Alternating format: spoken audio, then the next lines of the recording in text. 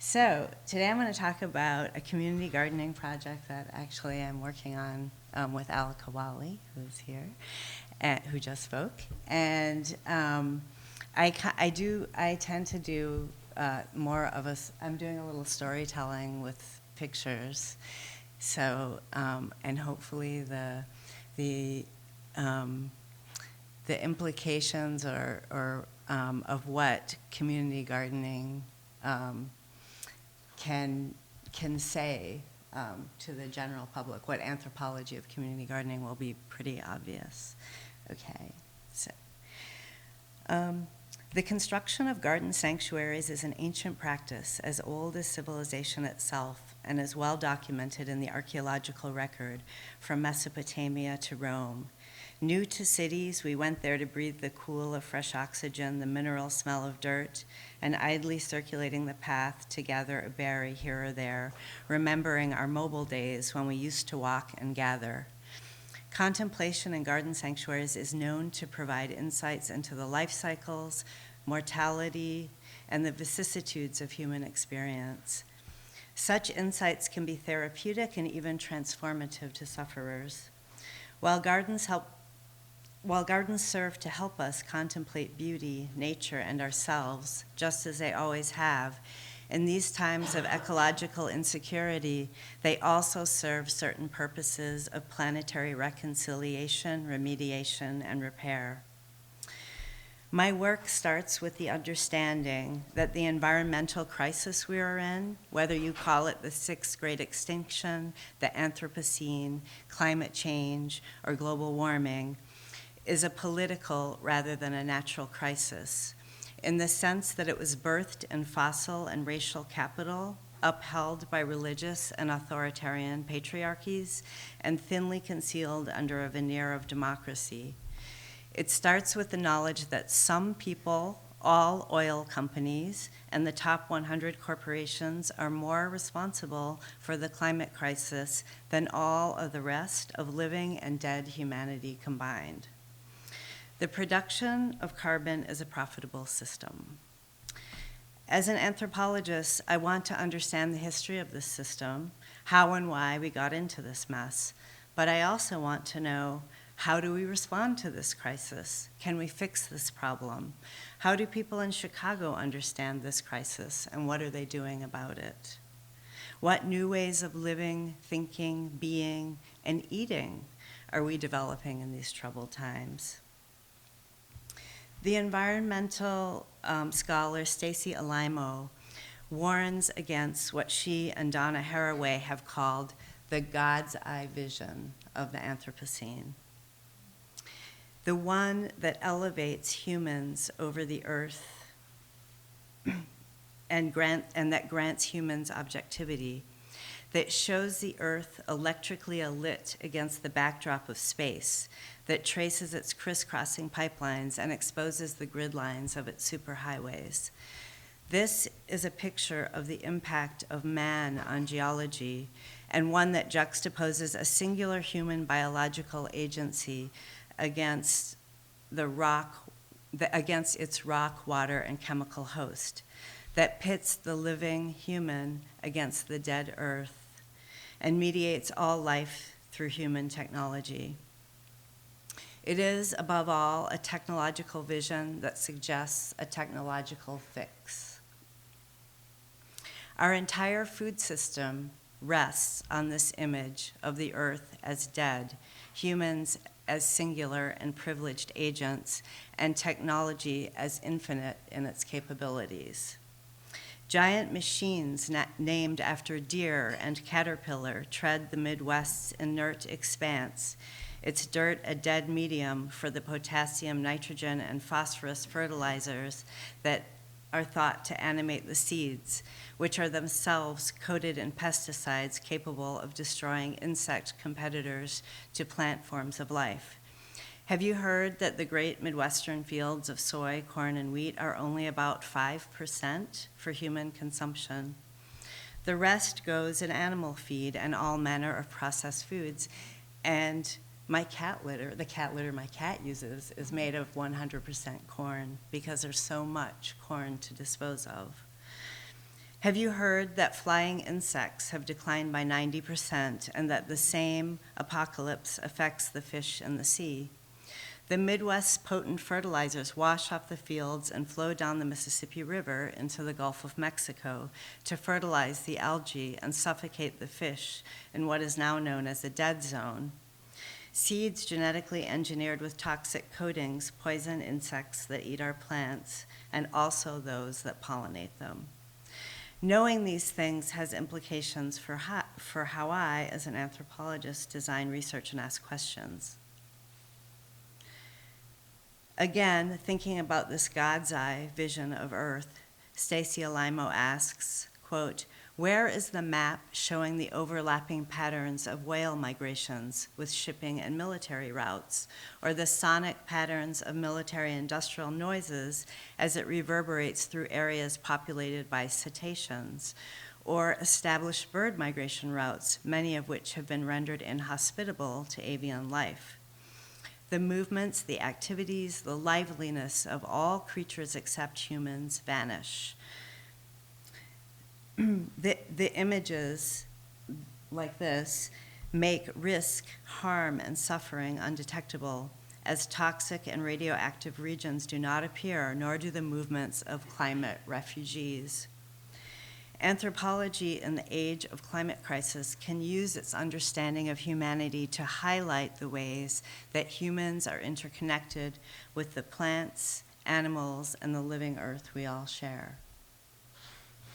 I work with Alika Wally, who, like me, is an environmental anthropologist working both in Latin America and the US, with biologists who count birds and track wild bee species, an ethnobotanist who looks at the medicinal uses of plants, and an ethnographic photographer who takes all of these photographs.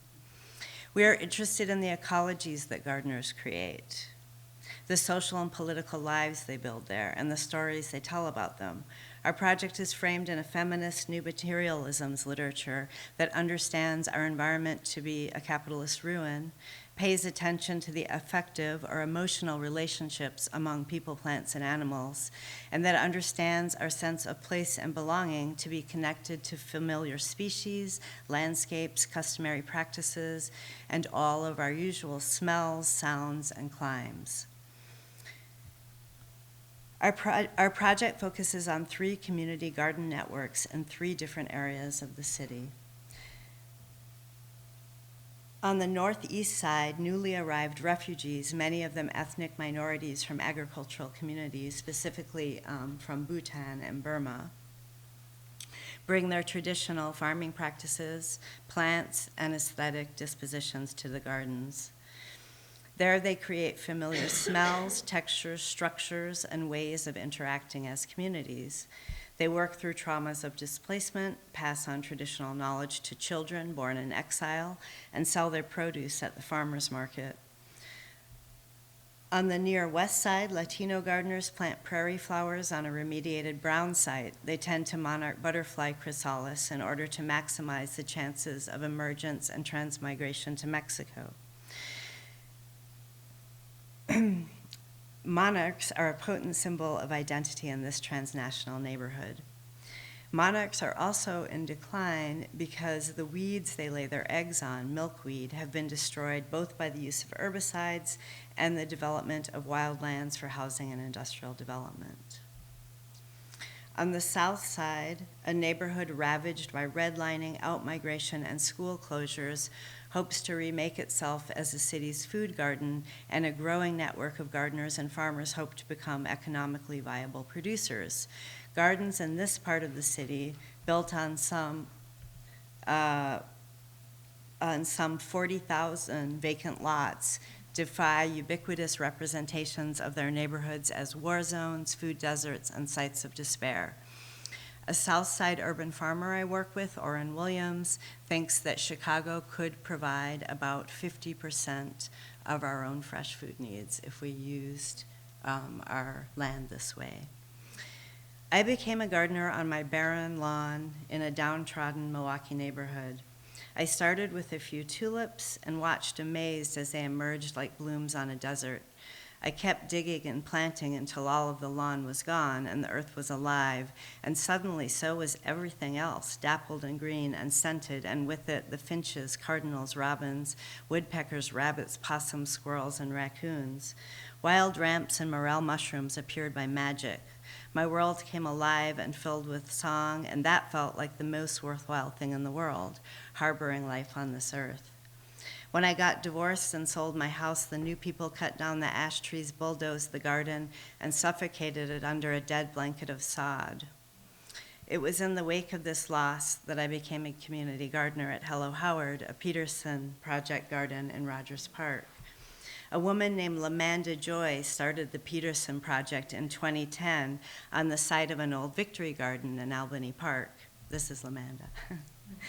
Peterson gardens are intended as food gardens and recall an era in Chicago when small city gardens provided half of the food that was consumed here.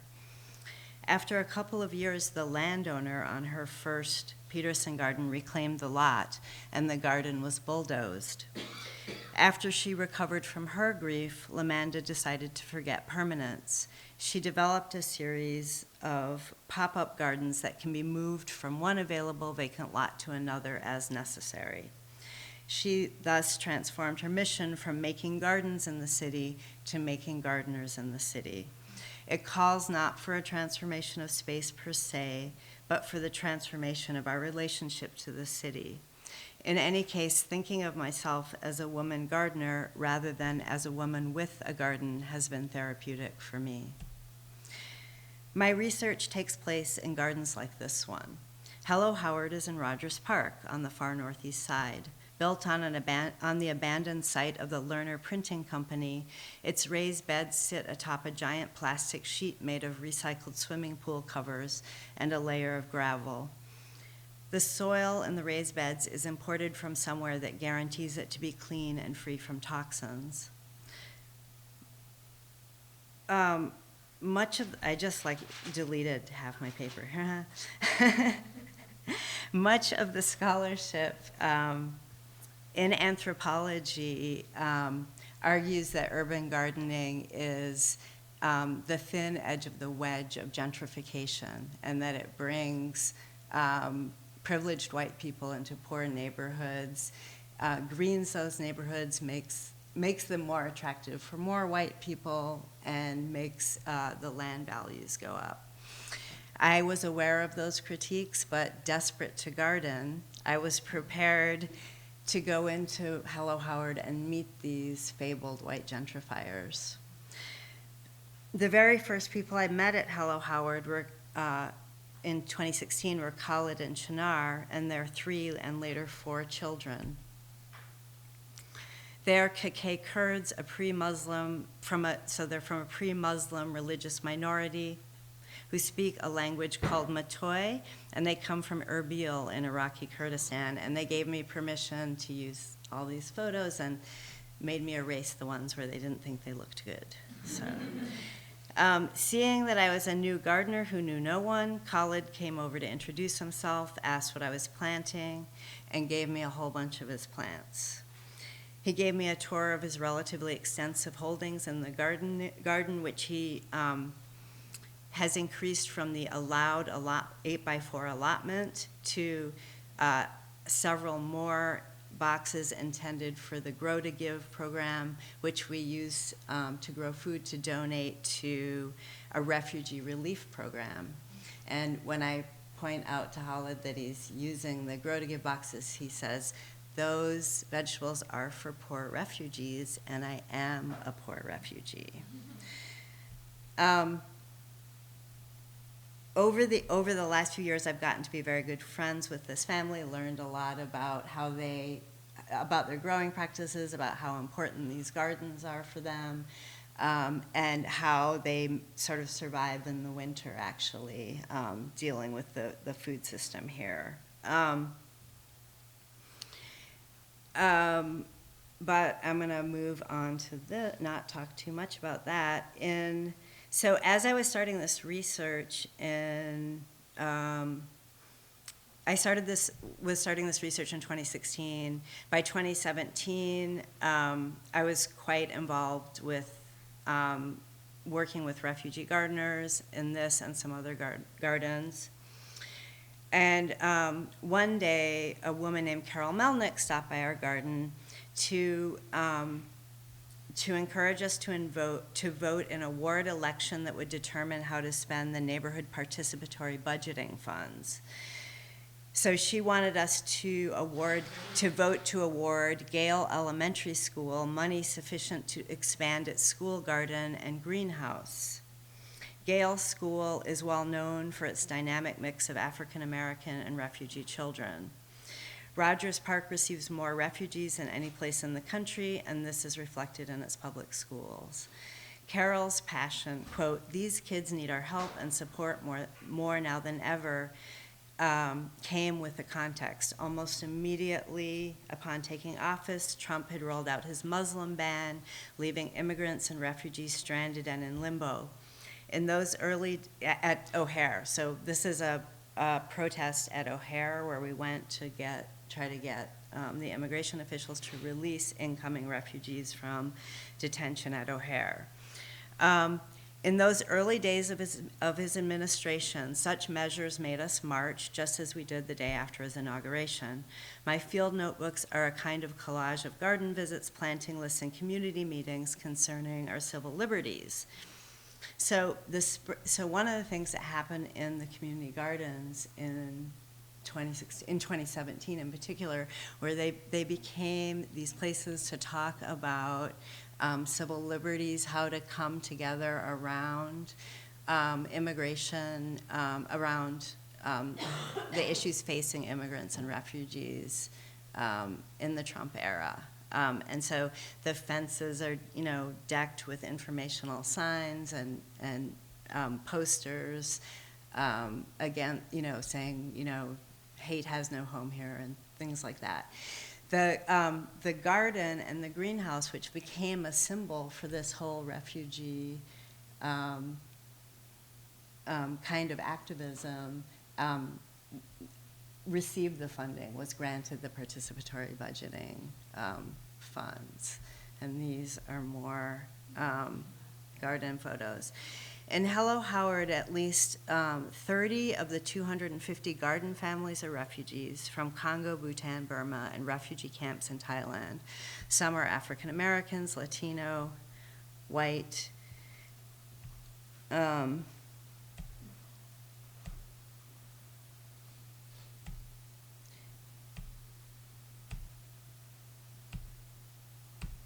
Yvonne, a garden leader, tells me she was inspired by Wangari Maathai, the founder of the Kenyan Greenbelt movement that encouraged women and girls to plant millions of trees, and sees the estimated 700 community gardens in Chicago as a kind of urban parallel to this movement. Community gardeners in Chicago do many things that benefit the environment. They save rare seeds so that non-commercial plants don't disappear for lack of reproduction. They build habitats for wild bees and cultivate honeybee hives. They host butterflies by providing them with the plants that are required for their reproduction, and they provide habitats for dragonflies and birds.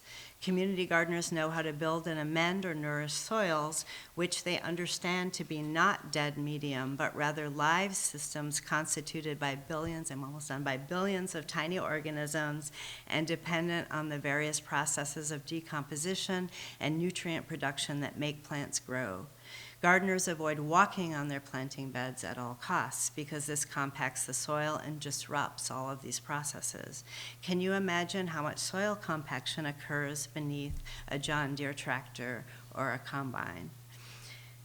Do you know that 70% of the world's food produced for human consumption is grown on small farms of 25 acres or less, and mostly on farms of less than 5 acres, and that for practical and economic reasons, most of these do not rely on the agricultural technologies that are one of the major contributors of greenhouse gases, and that we're taught almost every day at the university that we need to survive. So when people tell you, we need to, have more agricultural technology so we can feed the planet, you have to understand that a lot of those resources are not feeding the planet.